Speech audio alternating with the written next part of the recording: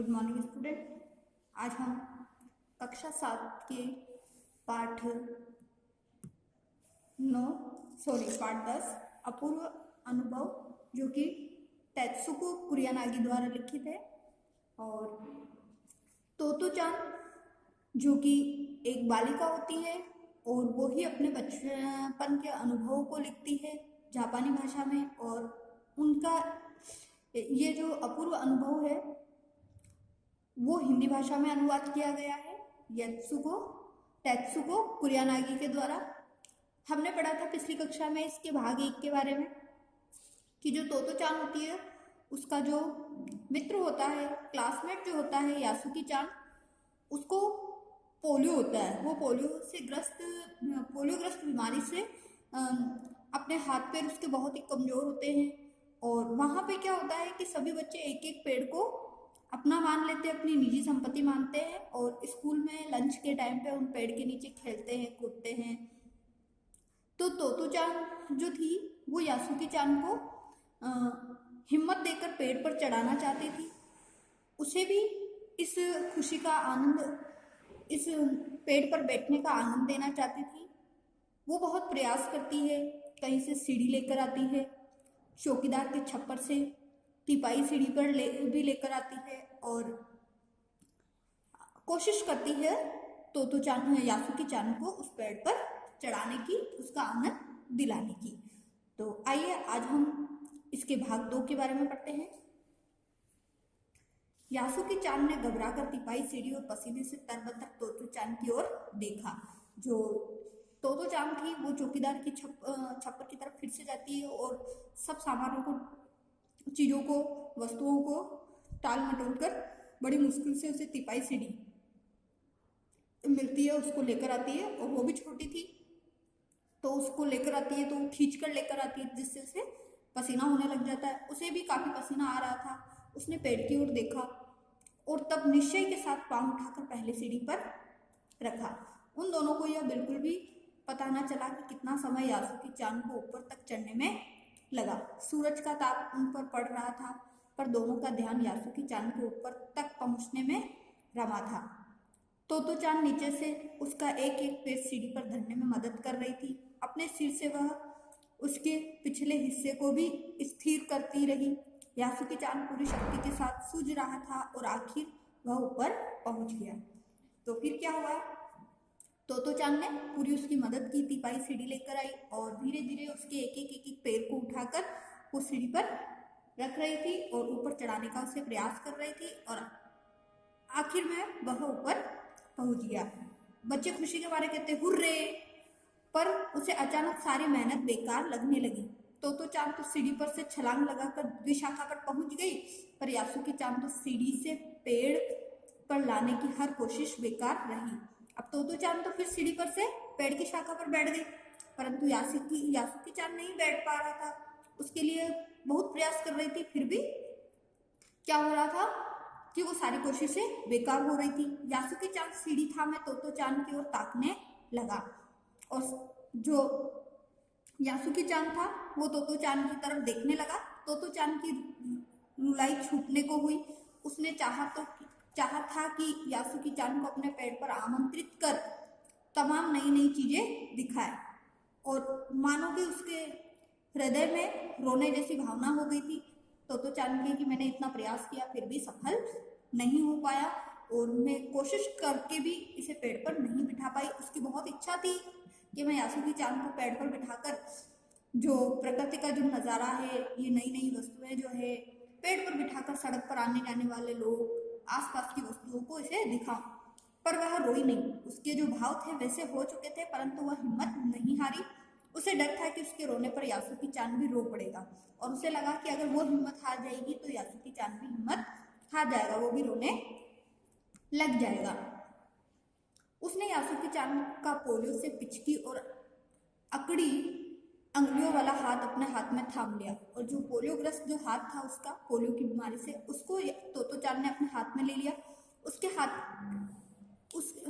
खुद के हाथ से वह बड़ा था, उंगलियां भी लंबी थी। देर तक तोतो-चान उसका हाथ थामे रही।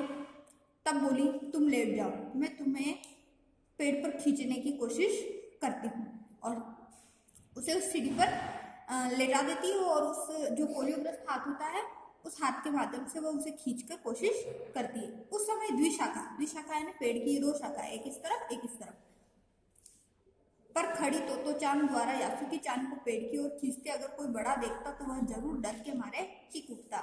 और जिस प्रकार से अगर वो खींच रही थी, मानो अगर उस समय कोई बड़ा आदमी या कोई भी व्यक्ति उनके घर परिवार का देख लेता तो वो जरूर डर के मारे चीखता चिल्लाता। उसे वे सच में जोखिम उठाते ही दिखाई देते, पर यासुकी चान को तोतो चान पर पूरा भरोसा था। वह खुद भी यासुकी चान के लिए भारी खतरा उठा रही थी। अपने नन्हे नन्हे हाथों से वह पूरी ताकत से यासुकी चान को खींचने लगी। बादल का एक बड़ा टुकड़ा बीच बीच में छाया करके उन्हें कड़ती धूप से बचा रहा था और जो तोतो चान थी पूरा प्रयास कर रही थी।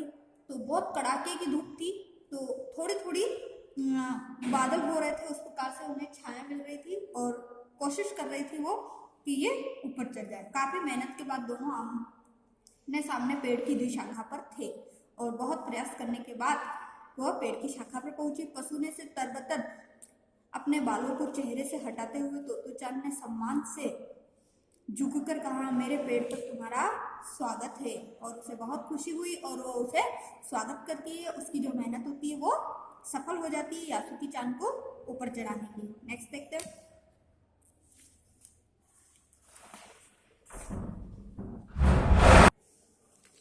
यासुकी चान डाल के सहारे खड़ा था। कुछ झिझकता हुआ वह मुस्कुराया।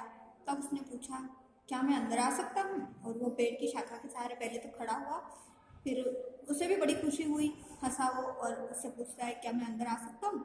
उस दिन यासुकी चान ने दुनिया की एक नई झलक देखी जिसे उसने पहले कभी ना देखा था। दुनिया की एक नई झलक यानी कि पेड़ पर बैठकर पूरी दुनिया का नज़ारा देखना, जो उसके लिए बहुत ही खुशी की बात थी। तो ऐसा होता है पेड़ पर चढ़ना, यासुकी चान ने खुश होते हुए कहा। तो वो कहता है कि ऐसा होता है पेड़ पर चढ़ना। वे बड़ी देर तक पेड़ पर बैठे इधर उधर की गप्पे लड़ाते रहे। मेरी बहन अमेरिका में है, उसने बताया है कि वहाँ एक चीज होती है टेलीविज़न, जो टीवी होता है हमारा, उसे कहा गया। यासुकी चान उमंग से भरा बता रहा था।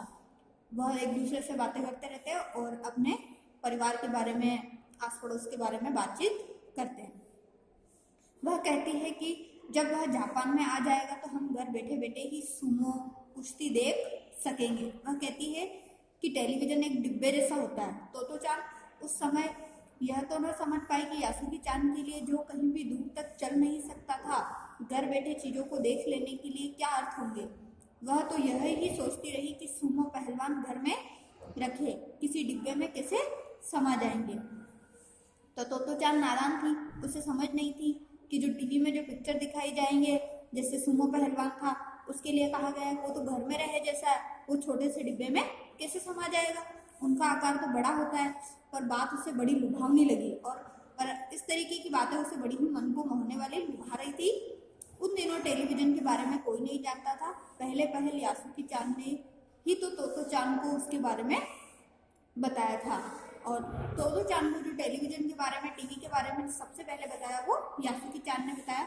पेड़ मानो गीत गा रहे थे और दोनों बेहद खुश थे। पेड़ मानो गीत गा रहे थे मतलब ऐसा पेड़ भी उनके साथ ऐसा लग रहा था जैसे वो भी बहुत प्रसन्न हो। यासुकी चान के लिए पेड़ पर चढ़ने का यह पहला और अंतिम मौका था और एक तोतो चान के प्रयास से ही यासुकी चान पेड़ पर चढ़ पाया और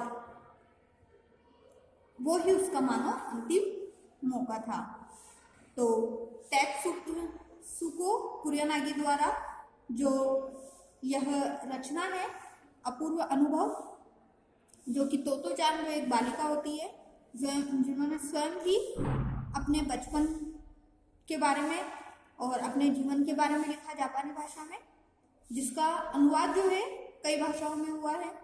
और इससे हमें यही शिक्षा मिलती है कि हमें भी जब हमारा कोई मित्र हो या जहाँ हमारी जान पहचान हो या कोई ज़रूरतमंद हो, जिसको ज़रूरत की आवश्यकता हो हमारी, हमें उसकी मदद करनी चाहिए। और हमेशा जो डिमोटिवेट लोग होते हैं, दुखी लोग होते हैं, उनका हमेशा उत्साह बढ़ाना चाहिए। अगर वो किसी बीमारी से ग्रसित है या किसी कारण से दुखी है तो उसे उनके दुख दूर करने का प्रयास करना चाहिए। और उनको हमेशा सकारात्मक सोच के लिए प्रेरित करना चाहिए। आज का जो आपका होमवर्क है, क्वेश्चन नंबर 1 से 4 तक के आंसर आप फाइंड आउट कीजिए। नेक्स्ट क्लास में हम इनके आंसर को समझेंगे और जो पाठ पढ़ाया गया उसको आप ध्यान से पढ़िए। Thank you.